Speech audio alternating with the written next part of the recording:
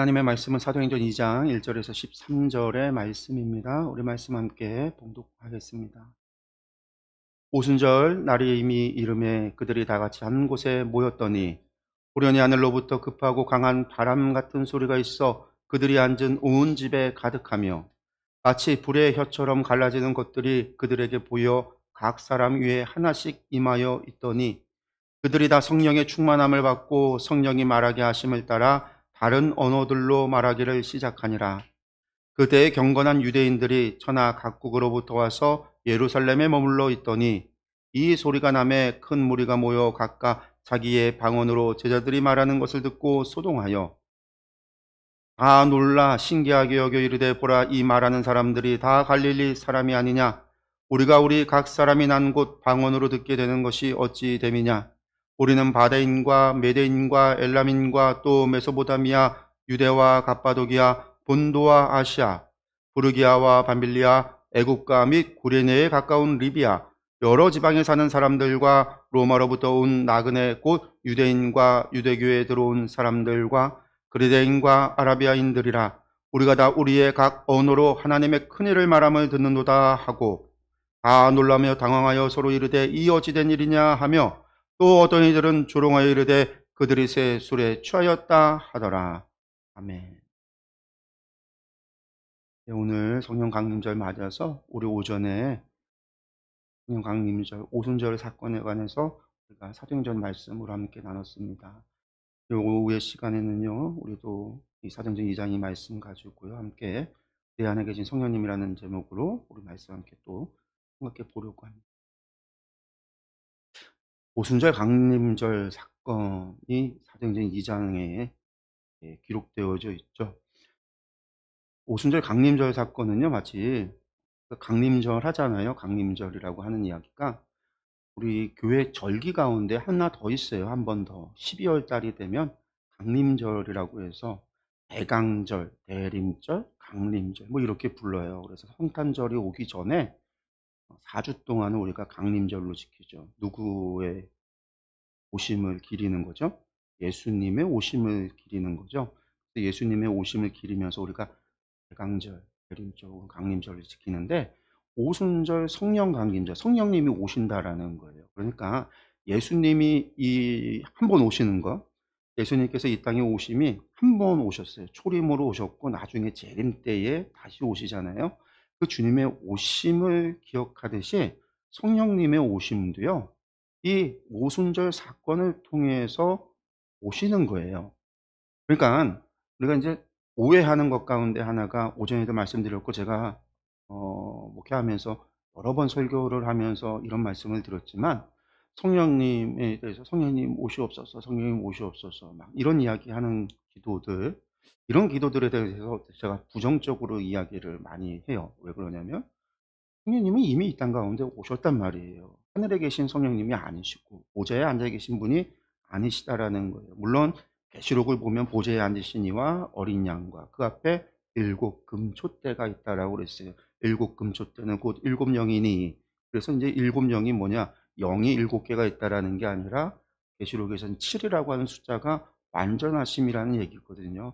완전하신 성령님에 대한 이야기. 그래서 성부, 성자, 성령님이 보좌에 계시다. 그게 이제 계시록에서 보여지는 비전이죠. 하나님 나라, 하나님의 보좌, 하나님 나라의 보좌의 비전을 보여주시는데 성령님이 거기 계신 것을 사도 요한이 보지만, 그러면 성령님은 오셨다가 올라가셨으니까 성령님은 매번 하늘에서 오르락내리락 하시는 건가? 그렇지 않단 말이에요. 우리가 이제 늘 얘기하지만 사도 바울 선생이 우리가 고린도전서에서 이야기했듯이 성령님은 이미 우리 가운데 오셔서 우리의 몸을 거룩한 성령의 전으로 삼으셨다. 성령님은 우리와 함께하고 계시다. 우리 안에 계시다라는 거죠. 그러니까 성령님은 이미 우리 안에 계세요. 그러니까 성령님은 저 하늘의 보좌에 앉아 계셔서 주님처럼 나중에 재림 때에 오시거나 우리가 구하고 부르고 찾을 때에 오시는 분이 아니시라는 거예요. 성령님은 우리가 불러야 오시는 분이 아니라 우리가 부르지 않을 때에도, 우리가 찾지 않을 때에도 이미 우리 가운데 와 계시다라는 거예요. 내 안에 계시다라는 거죠. 그래서 성령님이 우리 안에서 뭐 하세요? 우리가 찾지 않을 때, 우리가 부르지 않을 때, 우리가 성령님께서 하시는 말씀에 귀를 기울이지 않을 때, 하나님께서 주시는, 성령님이 우리 안에서 주시는 생각에 우리가 귀를 기울이지 않을 때, 순종하지 않을 때 성령님이 우리 안에서 뭐 하신다고 그러냐면 우리 안에서 근심하신다라고 하셨단 말이에요. 우리가 찾지 않아도 부르지 않아도 부르짖지 않아도 성령님은 이미 우리의 부르짖음에 응답하셔서 오시는 분이 아니라 하나님의 뜻, 하나님의 의지, 하나님, 성령 하나님의 의지로 이미 우리 가운데 오셨다라는 거죠. 우리가 부정하고 우리가 더럽고 우리가 죄인이었을 때 이미 우리 가운데 오셨다라는 거예요. 우리가 주님을 믿었을 때에 이미 오셨다. 그러니까 성령 강림절이라고 하는 것은 바로, 그럼 무엇에 관한 거냐?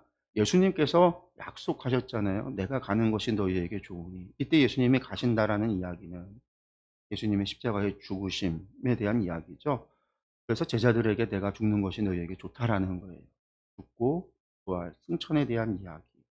그래서 아버지께로 가서 너희 거할 곳을 준비하겠다. 그 주님이 올라가셔서 부활승천하신 다음에 우리를 위해서 우리 거할 것을 준비하시잖아요. 그래서 나중에 계시록을 보면 주님 재림 때에 하늘에서 새하늘과 새 땅, 새 예루살렘이 임재하는데 사도 요한이 그 새 예루살렘을 보니 뭐라고 표현을 하냐면 신랑이 신부를 위하여 준비한 집 같더라, 새집 같더라라는 표현을 해요. 주님이 우리를 위하여 준비했다라는 거죠. 그러니까 주님은 가시면 그러면 우리는 또다시 목자 없는 양과 같이 되어져 있느냐? 그게 아니라 주님이 내가 가고 성령님을 너희에게 주겠다. 이게 예수님의 약속이었단 말이에요. 구약에 하나님께서 선지자들을 통해서 메시아를 보내주겠다, 구세주를 보내주시겠다 약속하셨잖아요. 내가 너희를 구원하겠다, 이방의 빛으로 삼겠다. 하나님께서 그런 메시아를 통해서 하나님께서 약속을 하셨고 그 약속하신 예수님이 바로 이 땅에 오셨어요. 그날을 기념하면서 우리가 강림절로 대림절, 대강절이라는 이름으로 예수님의 오심을 기리고 성탄절을 지키잖아요. 그것처럼 성령님의 강림은 예수님이 부활승천하고 나서 약속하셨던 것을 이루 주시는 거죠. 내가 가고 내가 보혜사 성령님을 너희에게 보내주겠다.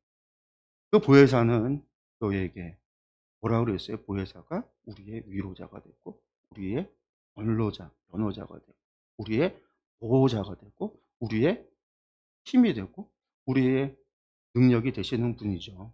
그러니까 이 보혜사를 보내줄 터인 그 보혜사가 오면은 너희에게 그게 좋다라는 거예요. 그러면서 하신 약속이 뭐예요? 그가 와서 내가 너희에게 분부한 모든 것이 생각나게 할 거야. 그가 친히 너희를 가르치고 그리하여 너희가 보고 듣고 깨닫게 하라. 그게 예수님의 약속이었어요. 그래서 성령님이 그 약속하신 대로 보내주신 사건. 그래서 이 성령님은요, 이때 보내주신 거예요. 이미 우리 가운데 오신 거예요. 그러니까 오신 성령님을 다시 올라가셨다, 다시 내려오세요, 다시 내려오세요. 그렇게 할 필요가 없는 거예요. 그 사도 바울은 이미 오신 그 성령님이 우리 가운데 오셔서 우리 몸을 거룩한 성전으로 삼으시고 우리가 함께하고 있다라고 이야기하고 있는 거죠. 그렇게 해서 성령님께서 우리가 함께하고 있기 때문에 우리가 죄를 이길 수 있다라는 사도 바울의 이야기.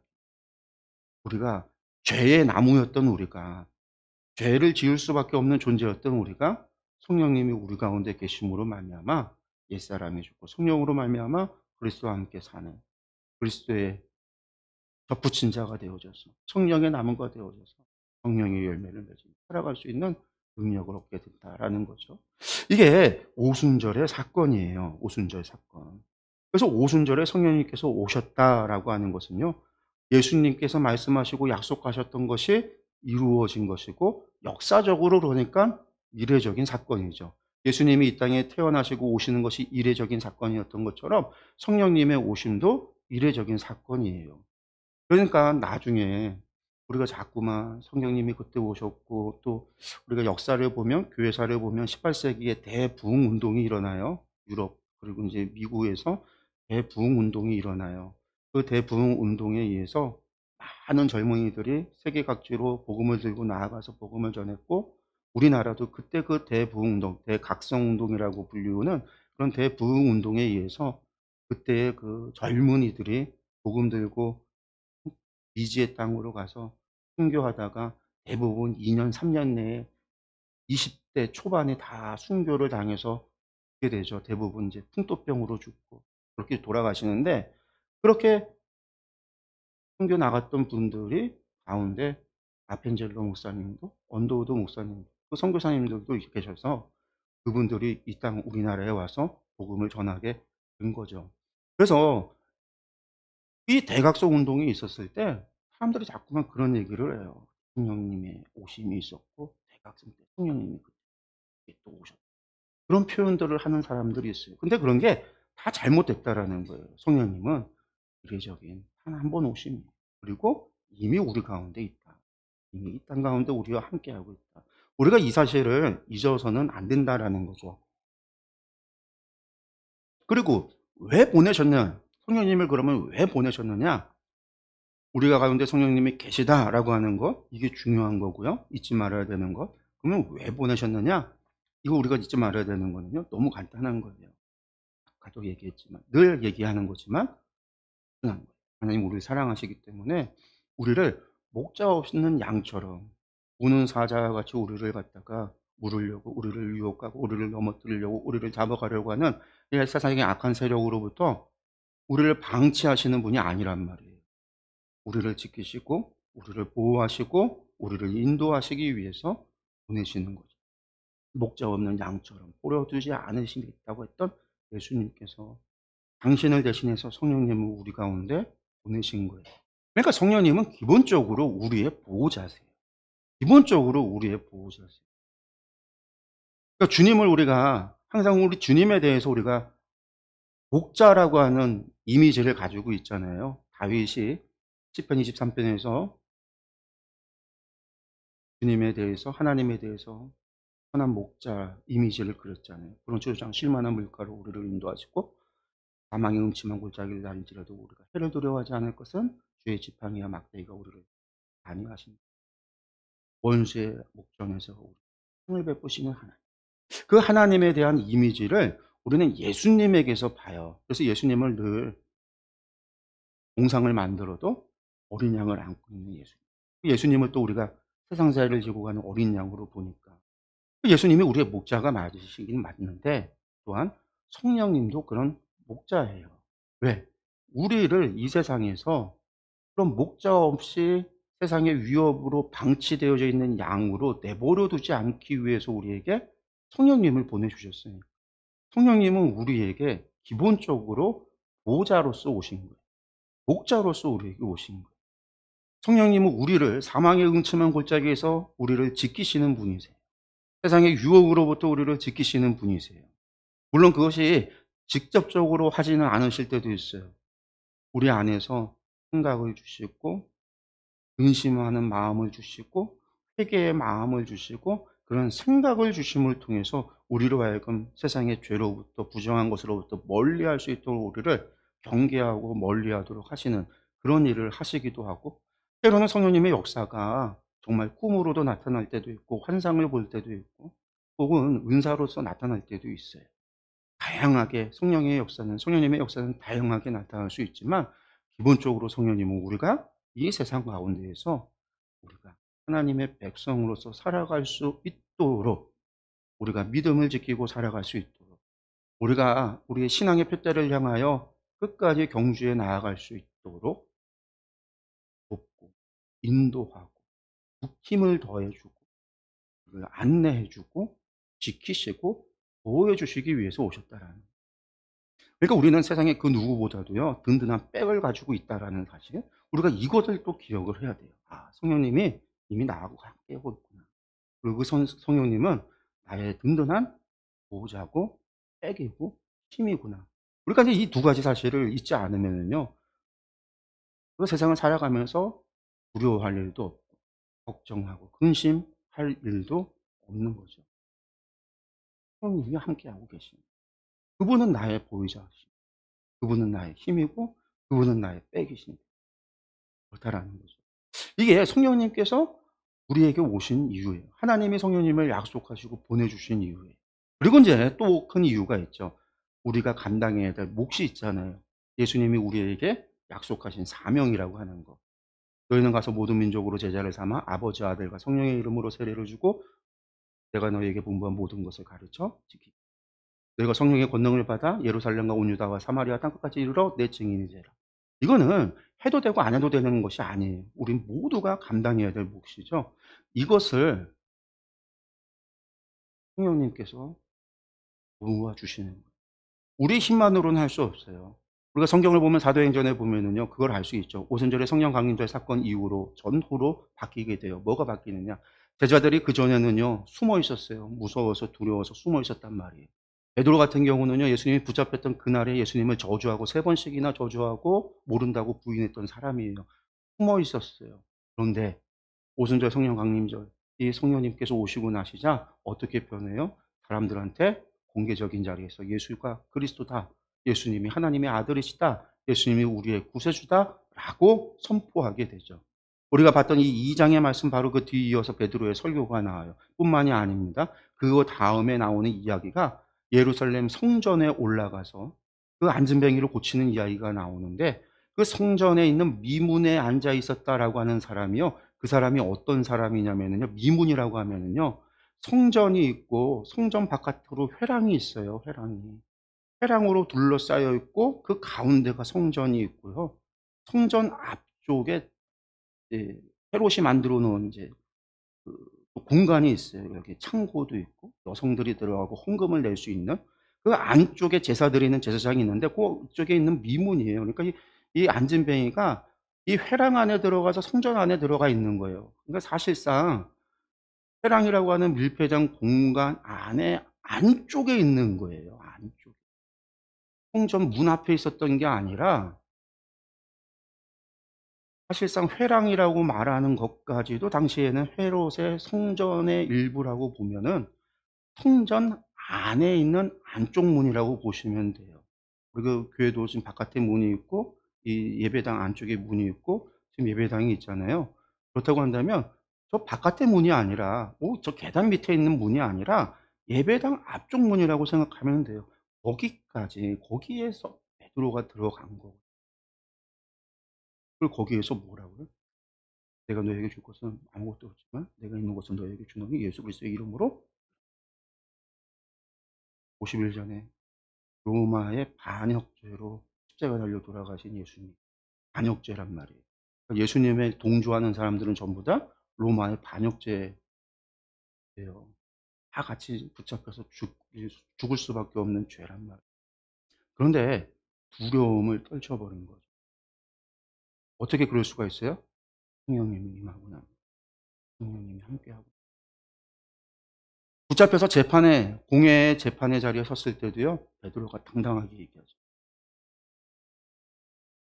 경고해요. 하지 말라. 예수의 이름으로 죽은 자 전하지 말라 할 때도요. 베드로가 다가가서 왜 그렇게 되었어요? 성령님이 임하고 성령님이 함께하고 나니까요 바뀌었다라는 거예요. 제자들이 베드로만이 아니라 모든 사도들이 바뀌었다라는 거예요. 나중에 봤더니요 사도행전을 보니까 그렇게 바뀌고 나서 그들이 매 맞고 복음을 전한다는 이유로 예수님을 전한다라는 이유로 매 맞고 붙잡혀서 그렇게 고난을 당하고 박해를 당하니까요 매 맞은 걸로 인해서 돌아와서 기뻐하고 즐거워해요. 우리가 주님의 복음을 전하다가 매 맞았다고 기뻐하는 거예요. 사람들이 그렇게 바뀔 수 있는가? 성령이 임하시니까 성령님이 임하시니까요 주의 복음에 전하는 증인이 될 수 있다라는 거예요. 가르쳐 지키는 자들이 되게 할 수 있게 되어졌다라는 거죠. 그전에는 자기들도 몰랐단 말이에요. 예수님이 친히 그렇게 가르치시고 친히 말씀을 전하시고요. 이적과 기사, 표적을 보여주셨어도 제자들이 몰랐어요. 하나도 몰랐어요. 그러니까 예수님 십자가를 얘기하고 죽음을 예고하셔도 누가 오른편에 앉을까 누가 왼편에 앉을까 그런 생각하고 서로 싸우고 다투기만 했는데 성령님이 오시고 나니까 주의 말씀이 생각나고 이해되고 깨달아졌다. 여러분들 이게 사도 바울이 제자들만 그런 게 아니죠. 사도 바울도 마찬가지예요. 다메섹에 기독교인이 있다라는 얘기를 들었어요. 그가 유대와 예루살렘에서 기독교인 예수님을 믿는 사람들을 붙잡아서 옥에 가두고 죽이기까지 하던 사도 바울이 저 먼 땅 아람, 그러니까 옛날로 치면은 아람 나라예요. 아람 나라의 수도 다메섹에 기독교인들이 있다라는 소식이 들려온 거예요. 남의 나라에 기독교인이 있다는 소식을 듣고 그 나라에 있는 기독교인들 잡겠다고 사도 바울이 군대를 갖다가 요청을 해서 군사들을 이끌고 갔어요. 그 다메섹 가는 길에 환상의 예수님을 만나잖아요. 주님 누구십니까? 내가 받게 하는 예수. 예수님을 만나고 나니까요, 사도 바울이 어떻게 돼요? 즉시로 예수님을 전하는 사람. 사도행전을 봤더니 그가 아나니아에 의해서 눈이 띄어지고 나서 기도 후에 그가 눈이 띄어지고 난 다음에요, 다메섹에서 즉시로 복음을 전하는 사람. 성령님이 임하는. 그가 평생을 말씀을 공부하고 율법을 공부했던 그가 성령님이 임하고 나니까 깨달아진 거예요.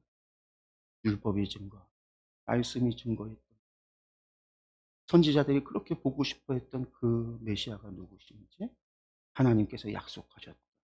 그래서 그분이 누구신지, 바로 예수 그리스도, 내가 그렇게 핍박했던 그분이시구나 라는 걸 깨달은 거죠. 성령님이 오고 나니까 깨달아지니까 가르칠 수 있는 거죠. 그리고 그들이 주님의 말씀대로 살아갔다라는 거예요. 너희는 나의 십자가를, 너희의 십자가를 지고 나를 따르라 라고 말씀하신 것처럼 제자들도 전부 다 십자가를 지고 죽었어요. 어떤 사람은요 거꾸로 매달려 죽었고, 어떤 사람은 X 십자가에 달려 죽었고요, 어떤 사람은 십자가에 달려 죽었고, 어떤 사람은 교수형으로 죽기도 했고, 저마다 주님의 십자가를 지고 갔단 말이에요. 그전에는 못 갔지만, 그전에는 못 갔어요. 그전에는 못 갔지만 성령님이 오고 나니까 그리고 그들이 간 것처럼요, 그들이 가르쳤던 그의 제자들, 그 초대교회 교인들도요, 그 엄청난 로마의 박해, 약 200년, 거의 300년 가까이 이어졌던 기독교 박해 속에서요, 그 순교의 잔을 마시면서 신앙에 지켰어요. 순종의 길을 간 거죠. 그러니 결국은 교회가 승리하게 돼요. 성령님이 오고 나서, 성령님이 오시니까. 근데 그 성령님이 어디 계시느냐? 다른 어디 계신 게 아니라 우리 안에 계시다라는 거예요. 그래서 성령님이 우리 안에 계신 증거가 뭐냐? 다른 게 아니에요. 제가 증거에 대한 얘기 늘 했잖아요. 성령님이 내 안에 계신 증거가 우리 안에서 성령님이 하시는 일이 무엇이냐? 우리가 그것을 생각할 때 주의 말씀이 생각나게 하시고, 예수님을 우리의 구세주로 고백하게 하는 것, 주님으로 고백하게 하는 것, 죄에 대해서 회개의 마음이 들게 하는 것, 이것이 전부 다 성령님이 우리 안에서 주시는 생각이라는 거예요. 인간의 죄인이기 때문에 우리가 스스로 나는 죄인이니까 내가 반성 좀 하고 하나님 말씀이, 그러지 않는다고. 혹은 사단이 우리한테 들어와서 야, 넌 내가 보니까 넌 참 망난이다. 야, 넌 참 죄인이다. 너 좀 회개 좀 해라. 그런 마음 주시지 않는다.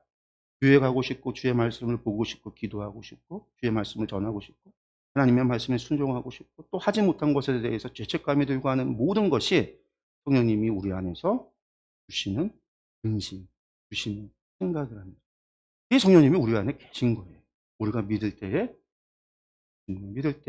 이미 우리 가운데 내 안에.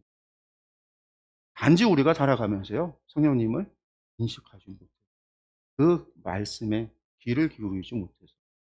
그렇기 때문에 우리가 내 안에 계신 성령님에 대해서요, 주시는 생각, 제일 먼저 하시는 일이 우리에게 주시는 그 생각들, 우리 안에서 주시는 생각들, 성령님이 주시는 그 생각, 그것에 귀를 기울이고 그것을 따라서 행동할 때 는 성령님의 음성, 함께하는 동행하는 삶을 살아가는 데 있어서 변화된 삶을 훈련받고 변화된, 따라갈 수 있는, 그렇게 변화될 수 있을 겁니다. 그래서 여러분들, 우리가 하나님이 약속하셨던 보혜사 성령님 이미 오셨다라는 것을 꼭 기억하시고요. 성령님이 어디 계시냐? 우리 안에 있다. 그러니까 바깥에서 찾지 마시고 내 안에 계신 성령님께 귀를 기울이시기 바랍니다.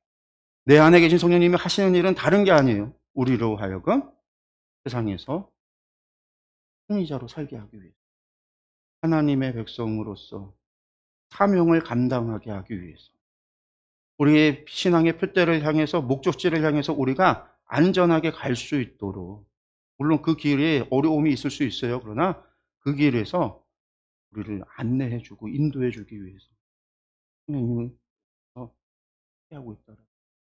이것을 꼭 기억하시고 우리는 이 세상에 홀로 있지 않다라는 것을 기억하시기 바랍니다. 우리 시간 함께 기도하겠습니다.